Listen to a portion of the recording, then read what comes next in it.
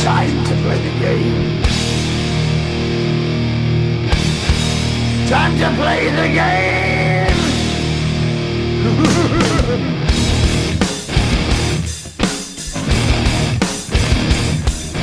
It's all about the game and how you play it. All about control, and if you can take it, all about your debt. And if you can pay it, it's all about pain. And who's gonna make it? I am the game, you don't wanna play me. I am control, no way you can shake me. I am heavy debt, no way you can pay me. I am the pain, and I know you can't take me. Look over your shoulder, ready to run. So our guest today is hockey family advisor Dave Maciuk of J.D Maciuk Consulting. How are you today, Dave? Very good, very good. Appreciate the call. So biggest thing is about recruiting and, like, say, these junior players learning what to do and what not to do. Biggest thing, can you explain what you do as a hockey family advisor compared to like a hockey agent? The difference between myself and an agent is basically they're paying $2,500 a year to be a certified NHL guy. And I found a little niche where I'm not working with the top 2%. I'm working with the 98% that never get the attention and don't understand how to play the game the right way. Part of what I do is making the parents and the player understand the proper way to play the game. And then I have an opportunity to market them to the junior teams and to the colleges. Because if they don't play the right way and they're not put in positions to succeed and not playing the right competition, they're never going to get moved on.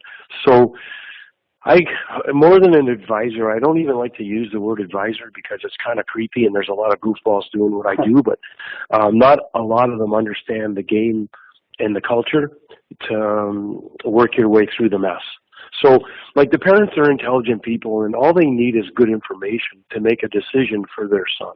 But what happens is, because in the United States, and a lot also in Canada, the guys are making a lot of money to coach hockey now, to coach youth hockey.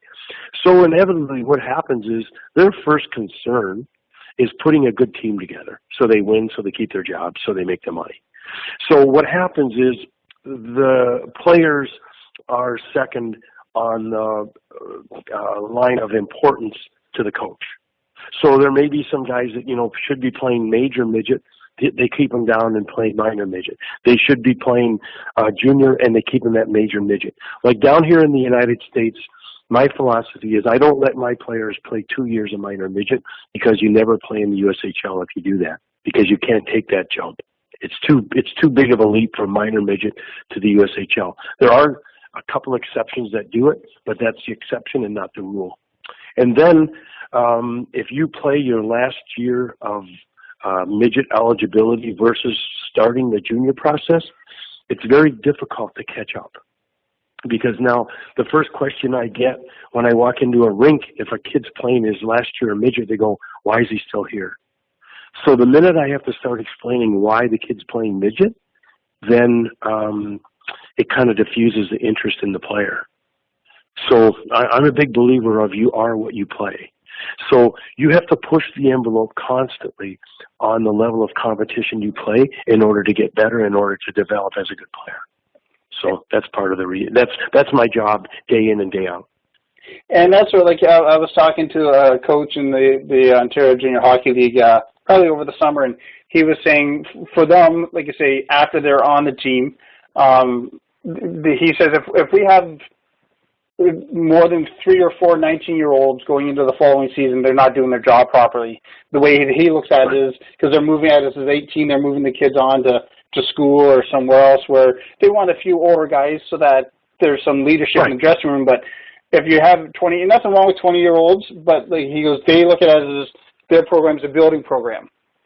So so it's the same as you, again. Yeah, and here's the thing. There's not many true freshmen playing in NCAA hockey, right? So there's very few true freshmen playing NCAA hockey. But, there's Eichels and Hannafins. Those are 2 exceptions. I also use, I'm based in Sault Ste. Marie, Ontario, and you're originally from here, and we'll use Owen Hedrick with Lake State. That doesn't happen too often, right?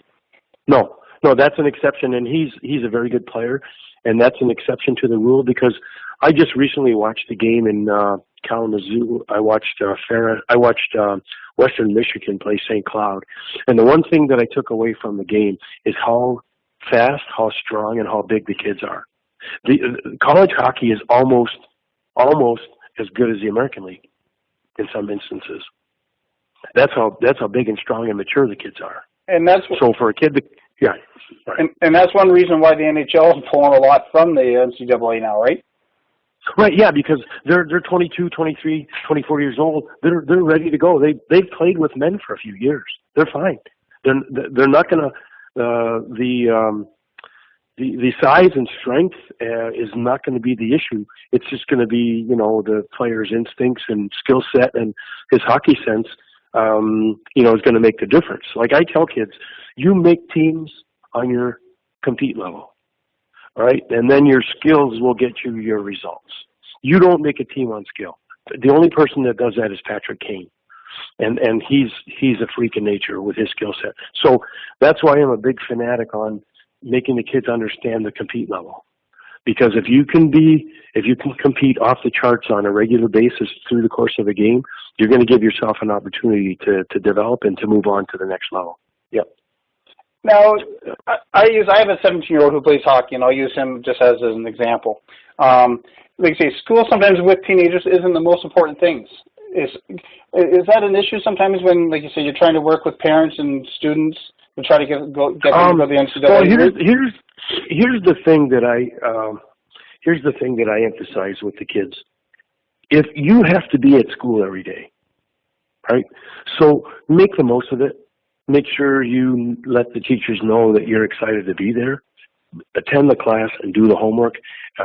Complete the assignments, because there's only 60 Division I schools. The minute you lower your grade point average and your test scores are lower, then you start to eliminate schools that you could be an option for. So if you're going to put in the time and the effort and the training to be a better player and you don't keep your grades, then it's all in vain, because now, you're going to be shooting, a partridge with a pistol instead of a shotgun. You only got a couple bullets to knock them out of the air. But if you keep your grades up and you keep your hockey up, now, you got a chance at 60 guys giving you an opportunity versus a half a dozen. So it's crucial. I mean, it's crucial to do it. And what I find is the kids that are playing hockey and going to school, they budget their time pretty good. Like, they know that they got to get it done. They know they got practice. They know they got workout. So they're almost in a better regiment than a student that doesn't play hockey. Because then they got too much time on their hands, really. Now, I use this question and answer could get us both in trouble, I guess you say. But I find years ago when we were talking off, like say before sitting down and talking about the teams and stuff like that, and I don't want to say teams are dropping the ball, but I find a lot of teams, it's not like it used to be where teams would worry about, like say, Johnny's grades and school and everything else.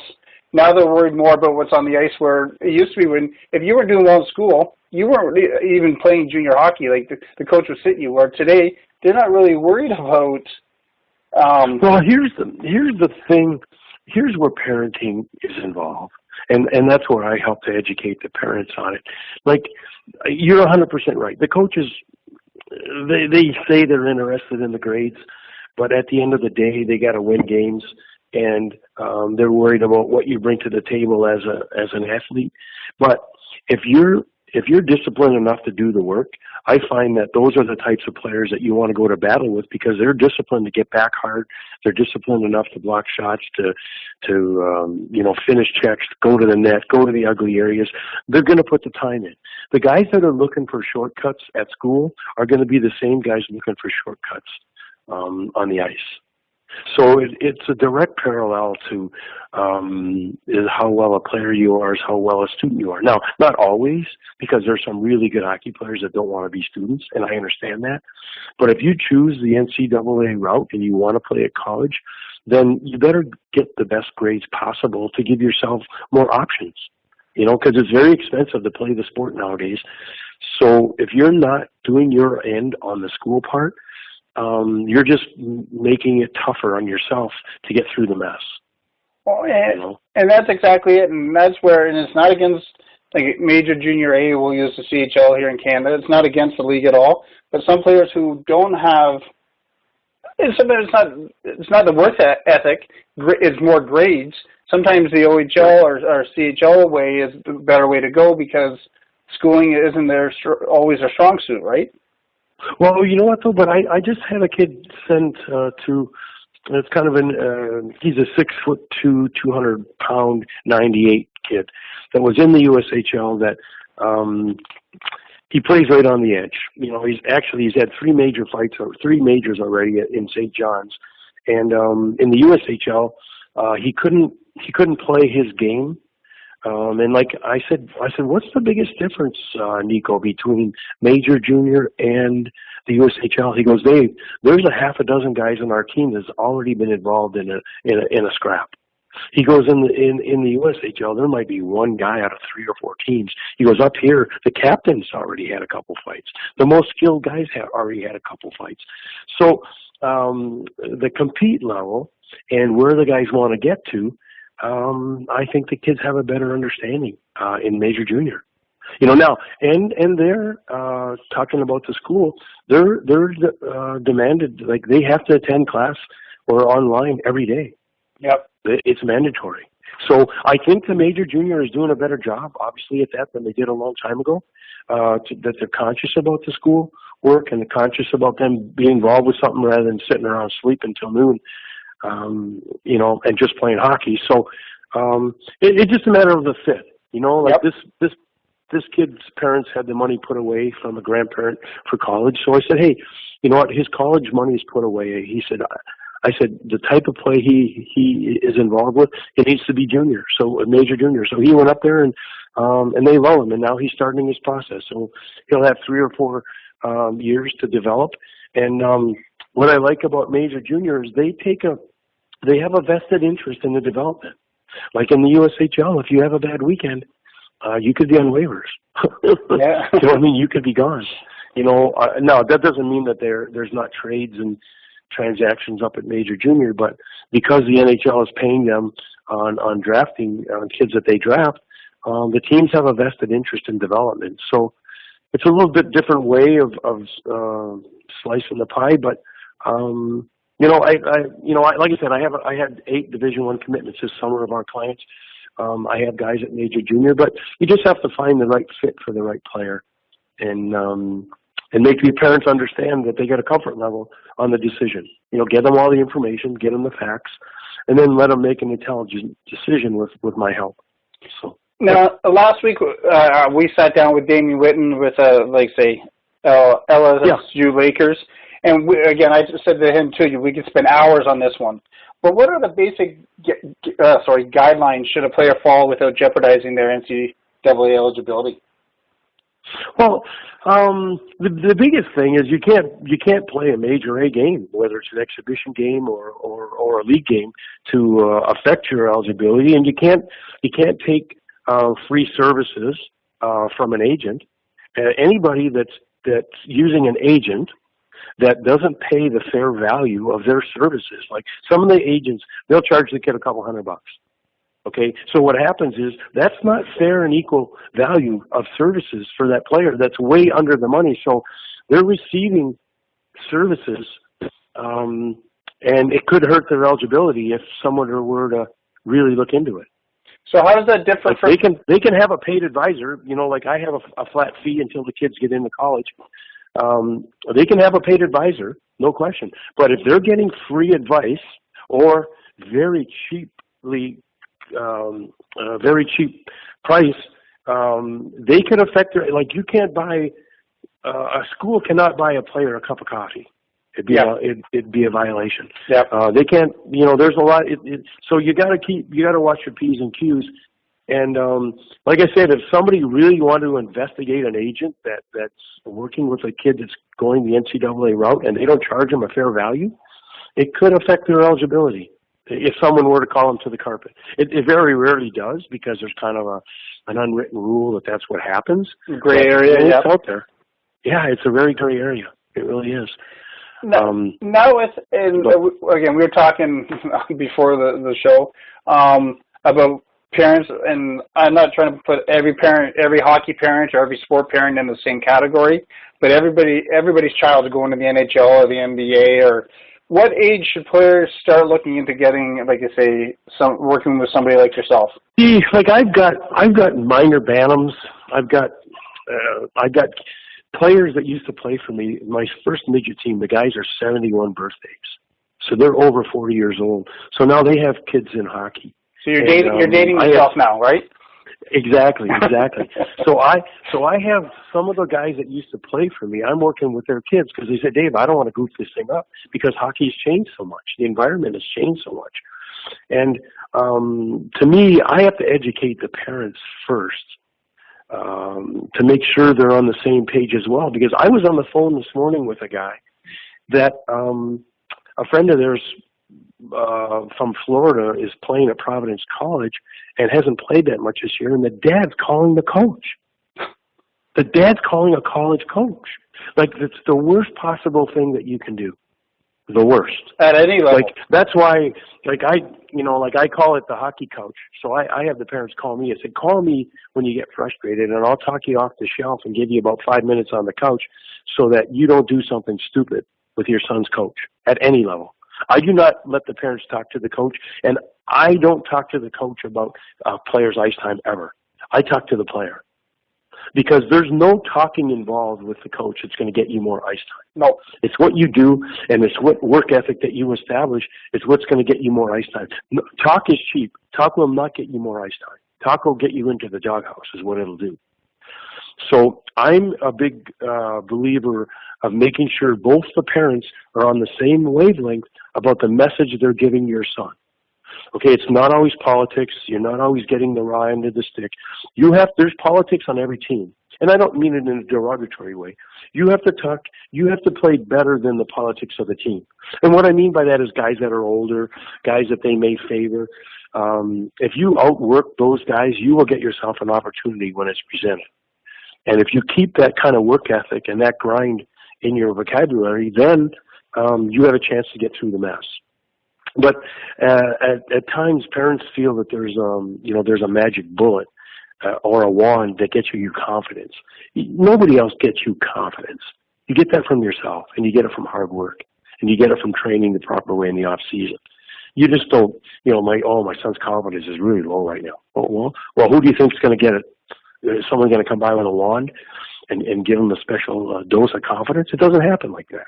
So I don't blow smoke. I give them right between the eyes of what it's going to take, and I think it works. I think it works best, and we try to make sure the parents' message is correct, and they're both on the same path. Because I believe, like they say, a lot of ex-pros kids get through the mess. Now they can open a door, definitely. Okay, they can't play for the kid, but here's the difference in a lot of instances. Both the parents of an ex-pro have been through the process. They understand grinding it out. They understand training in the off season. They understand working harder than the next guy, competing harder than the next guy. And that's why ex-pros kids get through the mess. Exactly. Because parents are both on the same wavelength. Exactly. And that's because I had a guy today, I talked to a guy today, he's got to convince his wife why they need an advocate and make the kid understand how to play the right way. And he has to sell his wife. The guy's got a big job ahead of him. You know what I mean? Because she doesn't understand it. She's not in the hockey business. She doesn't understand the culture. But they need help because they're playing on the East Coast. The kid's going to get held back if he doesn't get marketed to the USHL or the North America League. But they don't understand the path and the journey. So, yeah, that's a big part of my job is explaining the process. It's almost, I always say, I know Denny Lambert personally and stuff like that, and when he was with the Greyhounds or, say, last year, the CIHL or whatever, being a coach sometimes isn't just being a coach. Sometimes, I don't want to say a babysitter, but it's almost like a second father figure, right? Yeah, no kidding. Yeah, you have to, and each player's a little different. Some players you can bark at, some you can't bark at. Some need a little rub, some need a kick.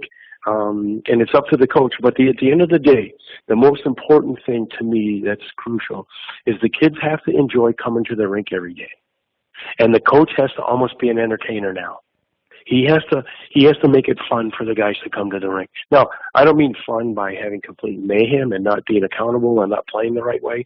I mean, they got to enjoy coming to the rink every day so that the coach is keeping it fresh with the drills and communicating with the guys that aren't playing, because that's the coach's hardest job, is who's in the lineup and who's out. That's his hardest job. Yep. X's and O's, that's a piece of cake. It's telling the guys that are not playing is the hardest job a coach has to do if he has any compassion whatsoever. And the best coaches have some compassion. You can't be a complete tyrant in nowadays and get through this mess. It's not going to work. Not with the kind of kids that are not the culture right now. Oh, and that's exactly it. And I use in the States you mentioned, or in Canada, there are still a few teams, and I say the CJHL, that the coaches are part-time, where I use the full-time ones, and I'm not trying to put anything on the part-time ones, but when you're paying a full-time coach, he's fully concentrated on the players in the team. When you have a part-time coach who's working a job and also coaching, sometimes the dedication is not totally there, so it's reflecting on the team, right? Right. Well, here's the thing. What I find is there's very little individual coaching once the season starts at any level. Almost any level. No individual coaching. Like, to me, there's 3 areas of the ice, right? And there's non-negotiables for every area. Your own end, the neutral zone, and the offensive end. And a lot of the kids don't even know the non-negotiables for your position. Like, this is something that you do not do in your own end. This is something you do not do in the offensive end. This is something you do not do in the neutral zone. You know, like, I find if you describe the action to the kids, they'll do it. Philosophy and making them watch hours of video, and I'm a video. I believe in the video and more than the next guy. But if you describe the action that you want, the kids will do it.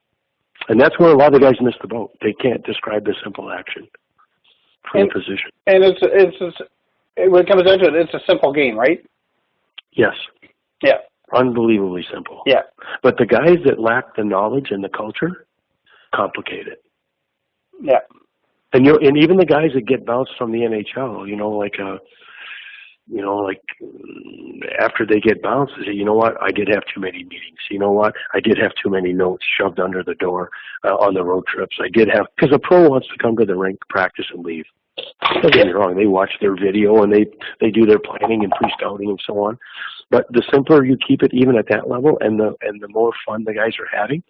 Now, fun to me is WIN, right? You have fun when you win. So you have to find out, what you have and what works and what doesn't work. But you got to keep it simple and you got to keep it short. And I think that's one of the things that Babcock's a big believer in is, practices are quick, short. A video is short, quick, to the point. Bang, let's go. So. Yeah, that's the way, I believe that's the way that works. And that's one reason, like, I was watching, I don't know if it was Leafs Lunch, or the other day I was watching some of them talk, Tinman sit up here or whatever, and saying a lot of the teams are getting away from the game day skates. Because, right. Like you say, it's just, okay, they're playing 3 hours of hockey that night, where they practice all week for their 2 or 3 games, so they're keeping it simple. Right, like I think the pregame skate was invented in the '60s for the guys to sweat off the beer from the night before. Yeah, exactly. Because nowadays, like after a certain point in the season, your rest and recovery is better than any practice you can have. Like now they're getting to the point in the season. It's December. Like the philosophy the coach wants, how they want to play, who they're going to play. That's pretty much in stone. So a morning practice, all it's going to do is the guys that need the rest, they got to go down to the rink. They got to put all their stuff on. They got to come. I think you got to really pick your spots, and that's one of the things that I hear with the Blackhawks with Quenneville, that he's a master at giving the guys time off and knowing when to and when not to. And, you win 3 cups in 6 years. Something's working. You know exactly what you're doing. Yeah. Yeah. No. Absolutely. And we were touching base about, like, say, grit and performance-wise to get to to prove to the coach that more ice time. And the question I have, like last night, I was at the Thunderbird, the Blind River game, the NOJHL here in the Sioux, and two brothers, they weren't dressed, but the twin brothers, you know them, Drake and, like you said, Darian Pilon, from the Sioux. Those guys play with grit. They love to get under the team's skin. Do you think Major A is better for them, or the NCAA route's better for these 17-year-olds? Well, like if they were in Sudbury right now, the way they play would be infectious. It would be infectious. You know what I mean? Like their style of play, to be honest, like last year, they didn't even want to wear a cage last year. They go, Dave, we want half shields. You know, so how hard they play. Now, if they have the grades and aptitude to go to school, they would do just as well at the college level. You know what I mean? Because when you play that hard and you get under the skin of enough guys and enough opponents, that's any coach's dream. You know, like, and it's just a matter of the aptitude and what they feel for themselves would be the best. I believe they should be playing in the OHL right now. I don't know what Sudbury's doing. I mean, I think it's kind of silly they're not playing in there now, because it would be infectious. Because we were told that they wanted to let their draft picks and other guys play themselves out of a spot, and I think they've already done that.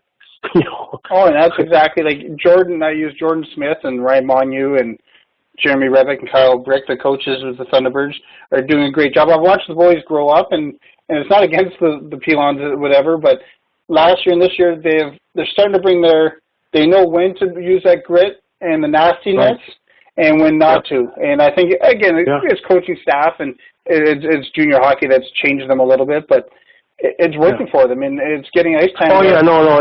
It's because they have a relentless work ethic and a pursuit of the puck and no fear. I mean, those kids, I'll tell you, a lot of USHL teams would love those kids because of how hard they play. I love them because it's hard down here. I believe it's hard to find kids that play with that kind of grit. I have a kid that got a commitment last year to Yale, and one of the things that Yale liked about him was how hard he played. And he was in the North American League. He ended up going to the USHL for the Clark Cup run. Sioux Falls picked him up, and he was a big reason why they won the Clark Cup. But he was a third-line center, really hard to play against, really hard. He's a redhead kid, so he's got a little bite to him right from the start. And he was the reason and one of the key ingredients that they won a Clark Cup. And just because of how hard he played, So that's the one thing to me that they don't consider it a skill, but to me, at a young age, kids should be racing individually for loose pucks, 10-foot races, winning battles, winning races. They do the stick handling, they do the passing, they do the skating, but then nobody makes them understand about competing, because I think you can ask for more, and I think you can get more if you ask for it. Like, kids should be starting to race when they're little guys. Yep. Make them understand it's good to come first. Like we always used to race at the end of practice. We take guys and seed them against each other, and before you know it, the guy that was a little slower, by the end of the year, you know what? He don't like to lose. So it's a skill I think that needs to be emphasized a little more. And the guys that do it are going to be better off for it. And like I say, with your job and what you do, if you have, I don't want to use the word client, but if you have a player who's using your services and it isn't getting a lot of ice time as a rookie, how does a player like this get more exposure, or you tell them? Well, one of the things that I do with the guys that aren't playing a lot is coaches are visual. They steal drills, they steal systems, they steal players, and it's all visual. So I make sure the guys are the first guy out on the ice every day. They're the last guy off every day, and they're the hardest working guy at practice every day. Because when the opportunities present themselves, a good coach is not going to ignore that kind of effort. Now, it's not going to happen right away. It's not going to happen overnight. But two things happen when you're working that hard every day. First of all, it gives you, if an opportunity presents itself, you're going to be one of the guys that get it. And by working that hard, when you do get that opportunity, you're going to be able to handle it and do well with it because you've put that extra time in. And anything you work harder at, you're going to get better at. So that's what we go by, and that's our philosophy on guys that aren't playing that need to play a little more. And even when they're battling, when they do the battle drills at practice, it's a team. But if you're trying to get more ice than the next guy, you win the battle. You make sure that he doesn't knock you down. You knock him down at practice. So it's a matter of instilling the right approach to practice, and that'll help you get more ice time. Eventually, it will. No questions. And like I said, that's a big part. That's a big part of what I do is making the guys understand the proper way to play the game. Because I can't place you if you're not playing the right way, and I can't place you if you're not on the ice. So one of the biggest parts of what we do is making sure they play the right way and understand the non-negotiables out there. Now, is there any player, and I use, as a parent of two players who played hockey, is there any players out there that shouldn't be using your type of services? That should not be? Yes. Well, it's the top 2%. I mean, but even there, like, even the kids, like I find what happens with really good kids, sometimes the agents blow so much smoke that the kids don't get better. And they constantly are patting them on the back instead of making them understand the kind of role that they have if they're that good. Because what I find, what happens in Toronto, and what happens in the OHL draft, if some of these better kids all use the same guy, then the agent is picking where they're drafting him. The kids don't have any control of the draft. Because if a player, if Newport has X amount of guys in the first round, you're not deciding where you go. The teams aren't deciding where you go. They're using their leverage to put you where they think you belong, not where your abilities get you. So that's one of the things where, I mean, to me, to be honest, I can help every player. There isn't one player that if I talk to him for 5 minutes, he'll go and play a better game. So just by making him understand a few of the small little things. Again, as a parent, for me, for your services, what would a family or parents be looking cost-wise to have your services? What I do is once we retain a client, we just have a one-time fee of $3,000. Okay. So if we have the kid for 4 years, it's cheaper than a pair of skates to have 35, 40 years experience in hockey. And nowadays, with as many teams there are, as many places there are, the people get to the most important years of a kid's career, and they'll use some guy that's done it for 2 years or some guy that went to law school, and all of a sudden he wants to be a hockey guy. Like, they're learning on the job. So what those parents are doing, they're putting their kid in a possession of someone that's learning and getting experience on your kid's dollar. To me, I have the experience. I know what has to be done with every player in every situation. And, sometimes they don't want to hear it, but, I only deal one way, right straight between the eyes. And, if they heed the advice that we present to them, we have a very good track record. Very good. And that's, like you say, leading the last question is, if you could give parents and players and families one piece of advice, what would it be? To be the hardest working guy out there. I don't care what your skill set is. Like, I have a kid that's playing at UConn right now that played for me as a youngster, and all the dad ever asked me is, Max working hard enough? That's it. Don't worry about what line he's on. Don't worry about how much he's playing. Don't worry about how hard is he working, and are you having fun? You got to have fun. If you're not having fun, you're not going to do well, and you're not going to develop. Oh, and Go ahead. No, and that's the one ingredient that I think is important, is the fun aspect. Because if you're having fun and you're not thinking about what you're doing, you're going to get better. Well, and the other part is the working hard part, and the other part is, once you get to 16 years old, all you can control is your strength, your conditioning, and your work ethic. So it's crucial that you have an off-ice trainer in the off-season. Like if you're going to the gym by yourself, you're not pushing yourself past the uncomfortable point. No way, shape, or form. So it's important that guys, and there's a lot of good trainers up in the Sioux. Like I like Ben Chinelli. He's an awesome Ben's trainer. been around, and he might yell at me when I see him, but Ben's been around forever. But if he gave out a list of clients he's had and helped. He's been, like I say, he keeps on saying he's going to retire, but he's doing a hell of a job. Yeah, no, I like Ben. He's phenomenal. He's phenomenal. Actually, I sent some kids from down here up there for him last summer. He did a phenomenal. I had a kid go to the Washington Capitals rookie camp, and Ben did an unbelievable job getting him ready for camp. Unbelievable. And nobody even knows. Yep. He's for in the Sioux. He's right near Gore Street on Queen Street. Right. You wouldn't even. Yep. You go into his gym, and I've worked in the fitness, industry where I sold equipment, and I dealt with him with the fitness equipment. You go in there, he's old school. He bought a rowing machine. I couldn't believe he bought it because he's the old school type of trainer. Yeah, no, and he gets good results, and he works on guys' first 3 steps and agility and explosiveness, and everybody's a little different. So he puts a specific program together for specific guys. No, he does a great job. Oh, yeah, he's kind of a secret, to be honest. Exactly, and a lot of people in the Sioux don't even know. Like you say, I think unique fitness, and like you say, you drive by and you wouldn't even know what it is really. No. And right. He has a lot of people, like say, in the Sioux that they use him. And to me, I go back old school. We can say Wayne Gretzky, #1 hockey player ever.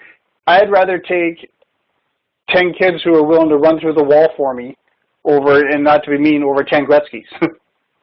Right. Well, they wouldn't have won those Stanley Cups if they didn't have a good mix, right? Like exactly. They had everybody. It's like baking a cake. You need a whole bunch of ingredients, and that's what it takes to win. You need the right ingredients. So, but yeah, no, it's not rocket science. It's pretty simple. But people that don't know the games tend to complicate it. Yeah. Now, for people who are looking for your services, what's the best way for them to get a hold of you and contact you? You can just call my cell phone, 847-606-0017. And I'm on my phone all day long. Yeah, we know. We tried to get in touch base yesterday, and you're busy with, like you say, with player trades and working your magic for all your players, right? Yeah. No, yeah. It was goofy yesterday. Like you say, Dave, I can't thank you enough, and just tune in next week, people, for Marc Lafleur of the Kirkland Lake Gold Miners will be our guest next week, and thank you again, Dave. All right, thank you. We'll talk to you later. Bye-bye. Yeah.